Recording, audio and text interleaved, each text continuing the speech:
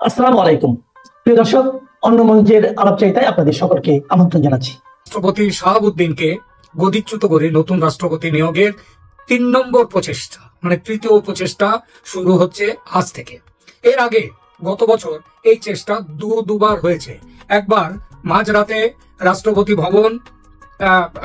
ভবন ঘেরাও করেছিল ছাত্র জনতা, গেট ভেঙে ঢুকে পড়ার চেষ্টা করে, কিন্তু সেবার সেনাবাহিনী তৎপর ছিল এবং নিরাপত্তা বাহিনী সেই তৎপরতা তারা লাঠি গ্যাস চালিয়ে এই জনতাকে থামিয়ে দেয়। দ্বিতীয় চেষ্টা হয়েছিল গত 21শে ফেব্রুয়ারি। সেদিন রাতে রাষ্ট্রপতি প্রথা মেনে ঢাকার শহীদ মিনারে ভাষা শহীদদের শ্রদ্ধা জানাতে গেলে তাকে সেখানেই ঘেরাও করার ছক কষেছিল একাধিক গোষ্ঠী। ঘেরাও করার কারণ যাতে তিনি বঙ্গভবনে ফিরতে না পারেন, এমনকি প্রয়োজনে তাকে মেরে ফেলার ছক পর্যন্ত সেদিন কষা হয়েছিল। পরিস্থিতি এমন দিকে গড়ায় যে গোয়েন্দা এবং নিরাপত্তা রক্ষীদের পরামর্শে সেদিন, মানে ওই 21শে ফেব্রুয়ারি, রাষ্ট্রপতিকে তৈরি হয়েও দীর্ঘ সময় বঙ্গভবনে চুপচাপ বসে অপেক্ষা করতে হয়। শেষে নিরাপত্তার বহর বাড়িয়ে রাষ্ট্রপতির শ্রদ্ধা জ্ঞাপনের ব্যবস্থা করা হয়। বাংলাদেশের রাজনীতির নিবিড় পর্যবেক্ষক যারা, তারা মনে করছেন আর একটি 5 আগস্ট সংগঠিত করার লক্ষ্যেই বুধবার বন্দর নগরী চট্টগ্রাম দিনভর অচল করে রেখেছিল বৈষম্য বিরোধী ছাত্র জনতা। সেটা লক্ষ্য গতকাল, মানে 2রা জুলাই। তার লক্ষ্য 3রা জুলাই থেকে শুরু হওয়া এই যে শাহাবুদ্দিন হটাও আন্দোলন, এই আন্দোলনের পরিস্থিতিটাকে গরম করার, বলে না, সেই বাতাস গরম করার উদ্দেশ্য থাকে। সেই উদ্দেশ্যেই দিনভর চট্টগ্রাম অচল রেখেছিল বৈষম্য বিরোধী ছাত্র জনতা। ইতিমধ্যে 3রা জুলাই থেকে শুরু হওয়া নব পর্যায়ের অভিযানের প্রথম দিন বঙ্গভবন অভিমুখে একটি বিরোধী জোটের পদযাত্রা কর্মসূচিকে কেন্দ্র করে বড় ধরনের সহিংসতা ও নাশকতার এক গভীর ষড়যন্ত্রের তথ্য ফাঁস হয়েছে। কি সেই তথ্য বলছি আপনাদের। ভারতীয় গোয়েন্দা সূত্র থেকে সম্প্রতি হাতে এসেছে একটি উচ্চ পর্যায়ের জরুরি ও গোপনীয় গোয়েন্দা প্রতিবেদন। এই প্রতিবেদনে বেশ কিছু চাঞ্চল্যকর তথ্য দেয়া হয়েছে। প্রতিবেদনে বলা হয়েছে এই পদযাত্রা যেটা আজ থেকে শুরু হচ্ছে 3রা জুলাই থেকে, এই পদযাত্রা কেবল একটি সাধারণ প্রতিবাদ নয়, এর আড়ালে রাষ্ট্রপতিকে অপসারণ এবং বঙ্গভবনের নিয়ন্ত্রণ নেয়ার মতো বৃহত্তর ও বিপজ্জনক পরিকল্পনা রয়েছে। গোপন নথি যেটা বলছে যে এনসিপি ও তাদের অঘোষিত যে সমমনা জোট, এবং যে জোটের বর্তমানে অন্যতম শরিক হলো বিএনপি, তারাও অনেকদিন ডাবল গেম খেলেছে, ভেতরে না বাইরে জানা যেত না। এখন তারাও এই জোটের মধ্যে এসেছে এবং তারা এই কর্মসূচির ডাক দিয়েছে।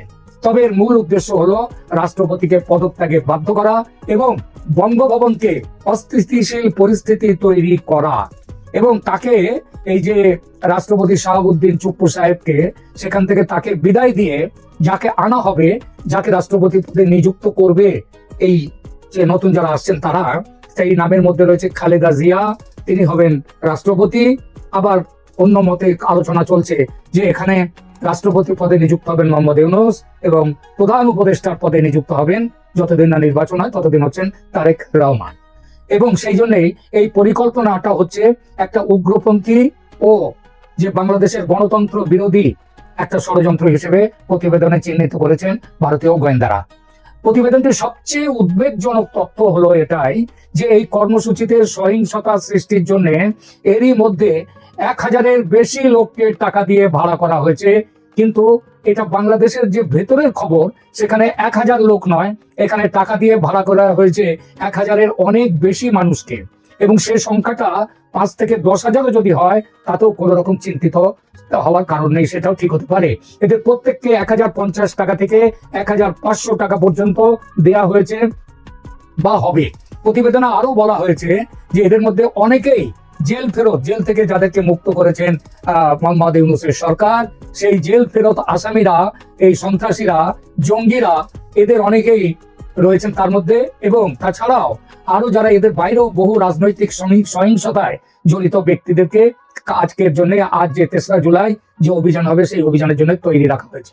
গোয়েন্দা সূত্র পাওয়া নথি অনুযায়ী আন্দোলনকারীরা কর্মসূচির দিন কিভাবে কি করবে, সেই ব্যাপারটাও তারা যেভাবে প্রস্তুতি নিয়েছে, সেই প্রস্তুতির কথাও বলা হয়েছে। তাদের কাছে থাকবে, তারা কেউ অহিংস থাকবে না, তারা সবাই সহিংস থাকবে। এবং যেভাবে ওই 5ই আগস্টের পালাবদলের সময় 4 আগস্ট 5ই আগস্ট যেভাবে মানে গুলিগোল্লা চালানো হয়েছে, তাদের নিজেদের মধ্যে থেকে গুলি চালিয়ে নিজেদের লোককে মেরে সেই দোষ চাপিয়ে দেওয়া হয়েছে তৎকালীন সরকারের ঘাড়ে, সেই ব্যাপারটাও হবে। এদের কাছে ককটেল থাকবে, হাতে তৈরি বোমা থাকবে, ধারালো অস্ত্রশস্ত্র থাকবে।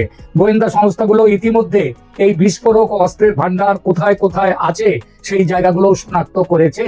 কিন্তু শনাক্ত করা আর শনাক্ত করার পরে ব্যবস্থা নেওয়া এই দুটো এক জিনিস নয়। ব্যবস্থা আদৌ নেওয়া হবে কিনা সে নিয়ে যথেষ্ট সন্দেহ আছে। পরিকল্পনায় একটি ঘৃণ্য ব্যবস্থার কথাও জানা গেছে, সেটা হলো অভিযানের সামনে রাখা হবে নারীদের, মেয়েদের মানব ঢাল হিসেবে ব্যবহার করা হবে। মিছিলের সামনের সারিতে নারী রাখা হলে নিরাপত্তা বাহিনী, সেটা পুলিশ হোক বা সেনাবাহিনী হোক, লোক দেখাবার জন্য তো একটু গুলিগোল্লা চালানোর দরকার হয়, সেটা প্রথমে তাদের মুখোমুখি হবে এবং মেয়েদের ওপরে, নারীদের ওপরে গুলি চালাতে বা লাঠি চালাতে তারা দ্বিধাবোধ করবে। সেই জন্য চিন্তা রাখা হয়েছে। অনেকদিন আগে শুনতাম যে ভারতে যখন মুসলিম শাসকরা বিদেশ থেকে এসে ভারত দখলের চেষ্টা করত, লড়াইতে তারা সামনের দিকে রাখতো গরুকে, কারণ গরু হচ্ছে হিন্দুদের, পুজো করে গরুকে, হিন্দুদের কাছে গরু হচ্ছে গোমাতা। সেইটা করে তাহলে যাতে এই গোমাতাকে হত্যা না করতে হয় তার জন্য হিন্দু সৈন্য তারা চুপচাপ থাকতো। সেই সুবাদে এবং সেই সুযোগে তারা মুসলিম যে সৈন্যরা তারা এসে তাদেরকে হারিয়ে দিত। তো এখানেও সেই একই রকমের চিন্তা রয়েছে। এখানে গরুর পরিবর্তে রাখা হবে নারীদের, যাতে নিরাপত্তা বাহিনী প্রথমে তাদের মুখোমুখি হয় এবং কোনো ব্যবস্থা নিতে দ্বিধাবোধ করে। এই সুযোগে পেছনে থাকা সেই পুরুষ কর্মীরা ককটেল অস্ত্র নিয়ে হামলা চালাবে। অন্যদিকে পরিকল্পনার আরো একটি অংশ হচ্ছে মোহাম্মদপুর ক্যাম্পের এক কিশোর গ্যাংয়ের নেতার সঙ্গে যোগাযোগ করা হয়েছে। এই গ্যাং স্বল্প সময়ের জন্য স্ট্রিট ডিস্ট্রাকশন বা যে নিরাপত্তা বাহিনী বা রাস্তায় যারা আছে তাদের মনোযোগ অন্যদিকে ঘুরিয়ে নেবে এবং তারা একটা নয়েজ সাপোর্টেজ করবে এবং সেই সুবাদে এইভাবে আন্দোলনকে এগিয়ে নিয়ে যাবে। প্রতিবেদনে দাবি করা হয়েছে যে পিনাকি ভট্টাচার্য, নাহিদ ইসলাম ও হাসনাতের মতো ব্যক্তিদের মধ্যে কথোপকথনের মাধ্যমে এই ষড়যন্ত্রের বিষয়টি নিশ্চিত হওয়া গেছে। সম্প্রতি রূপায়ণ টাওয়ারে ঢাকায় তাদের মধ্যে একটি গোপন বৈঠক অনুষ্ঠিত হয়, যেখানে সংঘর্ষের দৃশ্য কিভাবে তৈরি করা যায় তা নিয়ে বিস্তারিত আলোচনা হয়েছে। ষড়যন্ত্রের সবচেয়ে ভয়ঙ্কর দিকটি হলো পদযাত্রার এক পর্যায়ে আন্দোলনকারীরা নিজেদের ভিড়ের মধ্যে নিজেরাই ককটেল বোমা ছুড়বে, গুলি চালাবে। এর মাধ্যমে তাহলে মানুষের মৃত্যু হবে, গোলমাল হবে এবং সেই দায়, ককটেল বিস্ফোরণের দায়, গুলি চালাবার দায় নিরাপত্তা বাহিনীর ঘাড়ে চাপিয়ে সাধারণ মানুষের সহানুভূতি অর্জনের চেষ্টা করবে। ইতিমধ্যে এই অভিযানে মদত দেওয়ার উদ্দেশ্যে পাকিস্তান থেকে 3 জন পাকিস্তানি সেনাকর্তা আরব এমিরেটসের বিমানে তারা বাংলাদেশে এসেছেন। ভারতীয় গোয়েন্দাদের মতে দেশে জঙ্গি তৎপরতা বৃদ্ধির কর্মসূচি সফল করার লক্ষ্যে পথ নির্দেশ দেওয়ার জন্য, তাদেরকে গাইডেন্স দেওয়ার জন্য এই সেনাকর্তারা ঢাকায় এসেছেন। ব্রিগেডিয়ার জেনারেল পদমর্যাদার এই 3 সেনা অফিসারের নাম হলো পাকিস্তান বাহিনীর নাদিম আহমেদ, মোহাম্মদ তালহা এবং সৌদ আহমেদ রাও। এদের পরিচয় নিয়ে দ্বন্দ্বের কারণ ঢাকা বিমানবন্দরের ইমিগ্রেশন কাউন্টারে এরা যে পাসপোর্ট জমা দেন, তিনটি পাসপোর্টই গত 1-1.5 মাসের মধ্যে তৈরি হয়েছে। তার মানে একেবারে আনকোরা নতুন পাসপোর্ট। আর এখন তো যাওয়া আসার জন্য ভিসার দরকার নেই বাংলাদেশ এবং পাকিস্তানের। সুতরাং এই নতুন পাসপোর্ট তৈরি করে নিয়েই তারা এসেছেন বাংলাদেশে। এগুলো ডিপ্লোম্যাটিক পাসপোর্ট নয়, সাধারণ পাসপোর্ট। ভারতীয় গোয়েন্দাদের ধারণা হলো বিশেষ কারণে এদের পাসপোর্ট, এই সব পাসপোর্ট ইস্যু করে বাংলাদেশে এদেরকে পাঠানো হয়েছে। এর আগেও পাকিস্তানি সেনা অফিসাররা ঢাকায় এলে ইউনূস সরকারের তরফে সরকারিভাবে কখনোই কিছু জানানো হয়নি, এবারও হয়নি এর আশা। এনসিপি অর্থাৎ ন্যাশনাল সিটিজেন্স পার্টি, আমাদের ইউনূস সাহেবের নিজের বকলমে যে দলটি তৈরি করেছেন, সেই এনসিপি দল আগস্টের গোড়ায় একতরফা জুলাই সনদ ঘোষণার হুঁশিয়ারি দেওয়ার পর সোমবার সন্ধ্যায় একদল ছাত্র প্রধান উপদেষ্টা সোমবার মানে এই 3 দিন আগেই সোমবারে তারা মোহাম্মদ ইউনূসের বাসভবনের সামনে একটি গেটে বসে পড়ে বিক্ষোভ দেখায়। রাতে পুলিশ তাদের তুলে দেয়। তবে এই ঘোষণার পরে বাংলাদেশ জুড়ে ফের জঙ্গিদের নেটওয়ার্ক তৎপর হয়ে ওঠার খবর মিলেছে।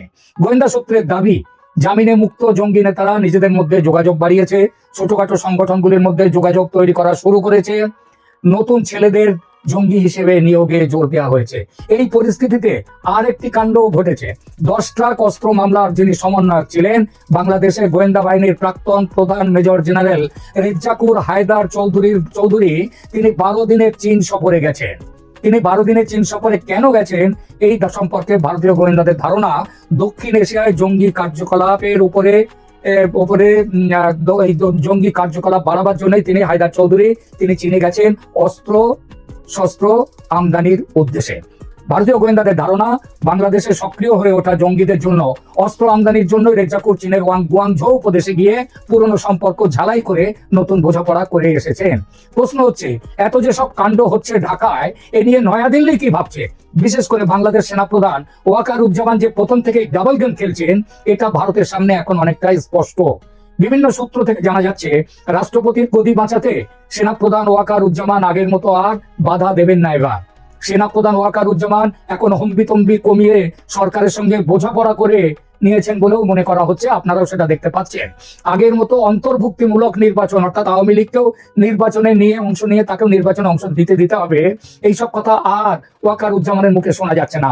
মত তৈরি করে হত্যা, মারধর, ভাঙচুরের ঘটনা যথারীতি ঘটছে সারা বাংলাদেশ জুড়ে, সেনাপ্রধান চুপ। জানা যাচ্ছে মোহাম্মদ ইউনূসের পাশাপাশি সেনাপ্রধান ওয়াকার বিএনপি সুপ্রিমো খালেদা জিয়ার আস্থাভাজনের তালিকায় নাম তুলে নিয়েছেন। ফলে রাষ্ট্রপতি সরে গেলে সেনাপ্রধানের গদি যাওয়ার আশঙ্কা থেকে এখন মুক্ত ওয়াকারুজ্জামান।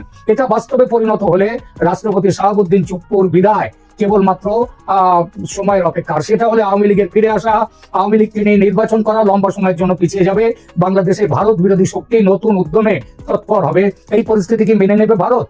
বিভিন্ন সূত্র মারফত জানতে পারা যাচ্ছে, ভারত তার রণকৌশল এবার তৈরি করে ফেলেছে। এই রণকৌশলের মধ্যে জেনারেল ওয়াকারুজ্জামানকে চরম বার্তা দেওয়ার ব্যাপারটি আছে। যেমন ভাবে বার্তা দেওয়া হয়েছিল সেই বিডিআর বিদ্রোহের সময় তৎকালীন সেনাপ্রধানকে, শেখ হাসিনাকে রক্ষা করার জন্য, ভারতীয় হাই কমিশনের কর্মচারীদের রক্ষার জন্য, এবারও সেনাপ্রধান ওয়াকারুজ্জামানকে বলে দেওয়া হয়েছে রাষ্ট্রপতি শাহাবুদ্দিনকে রক্ষার যাবতীয় দায়িত্ব, ভারতীয় হাই কমিশনের কূটনীতিকদের নিরাপত্তা গ্রহণের দায়িত্ব তাকেই নিতে হবে, মানে সেনাবাহিনীকে নিতে হবে। যদি অন্যতা কিছু হয় তাহলে ভারতীয় সেনা ঢাকায় ঝাঁপিয়ে পড়তে দেরি করবে না। ভারতীয় সেনা পুরোপুরি তৈরি আছে এবং শেখ হাসিনাকে ক্ষমতায় বসিয়ে তারপর থামবে ভারত। সুতরাং শাহাবুদ্দিনকে হটিয়ে দিয়ে দেশে ধর্মীয় মৌলবাদ ও সন্ত্রাসবাদ পুনঃস্থাপন করার প্রক্রিয়া অত সহজ হবে না। দেখা যাক ভবিষ্যৎ কি বলে।